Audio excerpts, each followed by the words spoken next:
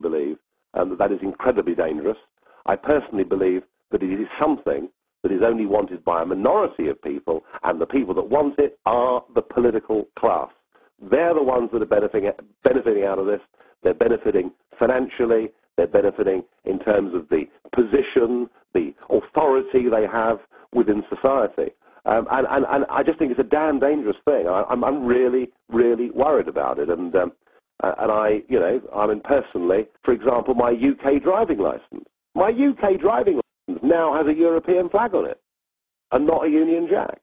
So little bit by little bit, they're trying to turn us into having a new identity. They want us to say that we're European first and British second, but it'll never happen because the French will stay French, the British will stay British, and the Italians, God love them, will stay Italian. So it's not going to work. Well, this is the point, that this tramples on heritage and goes against the will of the people, and this is being done in a very insidious way. Almost not an enslavement of the people, but almost an enslavement of the people, literally in a communist police state, correct? Absolutely. I mean, I mean, there is a debate. Is this a sort of left-wing form of government or a right-wing form of government? But I do think that the European Union is now beginning to show signs, strong signs of resemblance with what was the Soviet Union. You know, I mean, we haven't got a Politburo, we've got a European Commission. We're beginning to crack down on anybody that has an alternative opinion. We are insular. We are protectionist. The EU has a loathing of America. I mean, a deep loathing of America exists within those Brussels institutions. Believe me, after 10 years, I know how these people think. So, yeah, it is statist. It believes that we must regulate absolutely everything that moves, which is why we now have an EU rule book for British businesses that is now 120,000 pages of close-type legislation, and we wonder why our economies are falling behind America and everywhere else. It really is.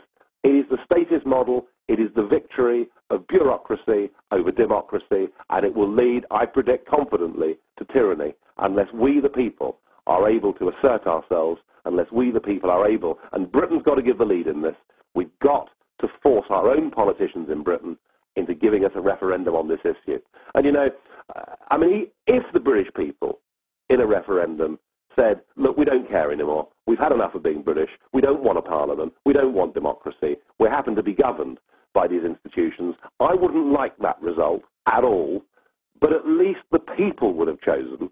What's happening now is this is being imposed upon us by career politicians who care nothing for the country, who care nothing for their constituents, who appear not to have a conscience even, and they're doing it in their own self-interest. And that is my great battle. My great battle is to make sure that we frighten the British establishment into giving us a referendum on this issue. And we are making progress.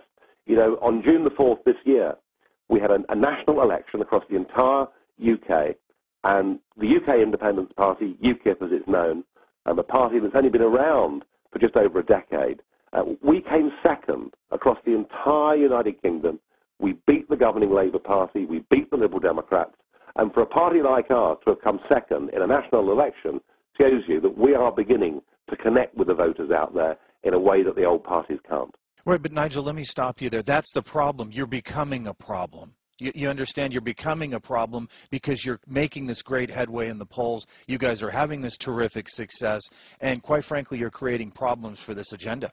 Yes, we are creating huge problems for the European agenda, and we're also creating problems in Britain because, you know, we've had, I'm afraid, successive Conservative and Labour governments whose leaders are signed up to the European project. And yes, they don't like what we're saying, and yes, they don't like what we're doing, and they're out. I mean, hoist this on board. I mean, the last general election in Britain was in 2005, okay? Labour were elected promising the British people they'd give them a referendum on the constitutional treaty. They broke their promise. The third party, the Liberal Democrats, promised they'd vote for a referendum in the House of Commons. They didn't. They voted against. And the Conservative Party, who've been saying for years, support us and we'll give you a referendum, Mr. Cameron has now said that, sadly, there won't be a referendum. I mean, this is, you know, I'm almost not even blaming the people in Europe. I mean, much as they're awful and what they're doing in Brussels is terrible, But it's our own politicians in Britain, our own careerists in Britain, who've led us to this mess. And I'm even angrier with them.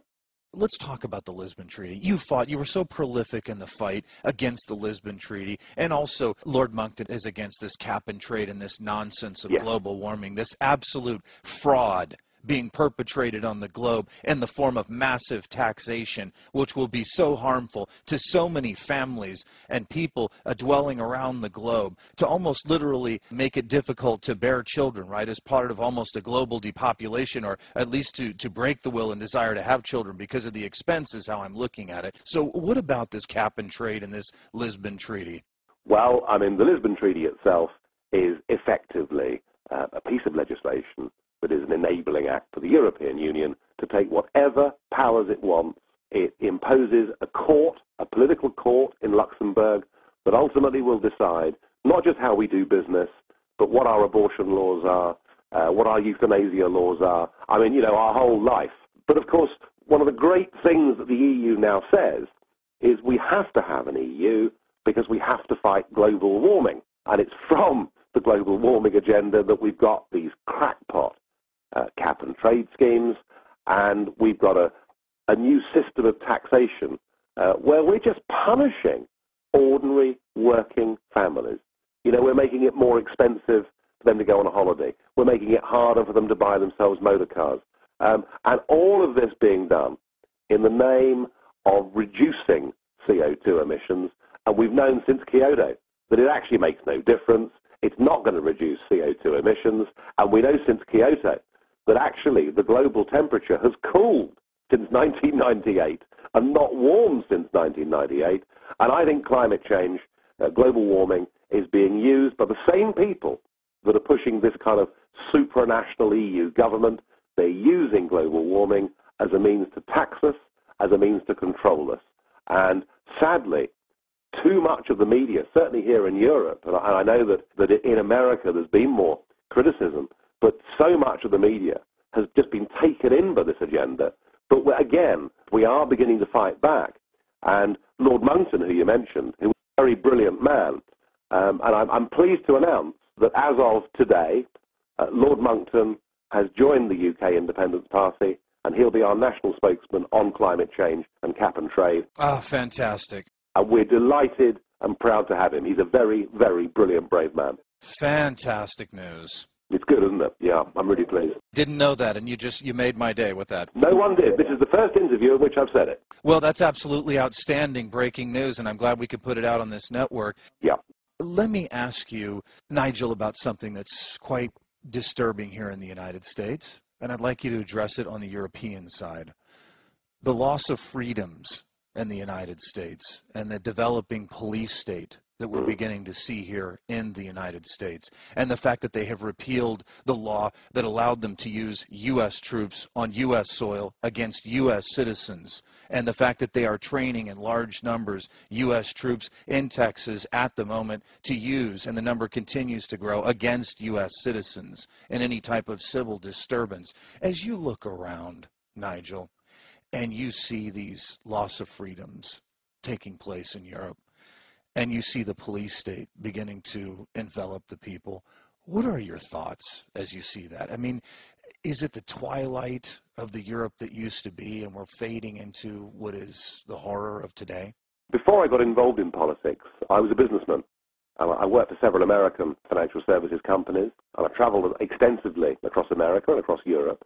And one of my hobbies, one of my interests, has been to go and visit the battlefields that exist in Europe. You know, and I'm talking about the Somme and the D-Day beaches and all of these things. And, you know, for people that haven't been and seen Omaha Beach and these places, my word, they do take your breath away. And when you look at the sheer scale of sacrifice that had to be made to defend basic freedoms and basic liberties, to see those things being thrown away by our current politicians as we move into what is now openly called in parts of Europe the post-democratic age. It's a phrase that really should send shivers down people's spines. And, you know, there's always a reason, isn't there? There's always a reason people cite safety, and they cite security, and they cite the war on terror, or whatever else it may be. But if in the fight on the war on terror, we give away the very basic freedoms that make us the special countries that we are, then I'm afraid we're losing the war on terror. And I'm very fearful for what's happening.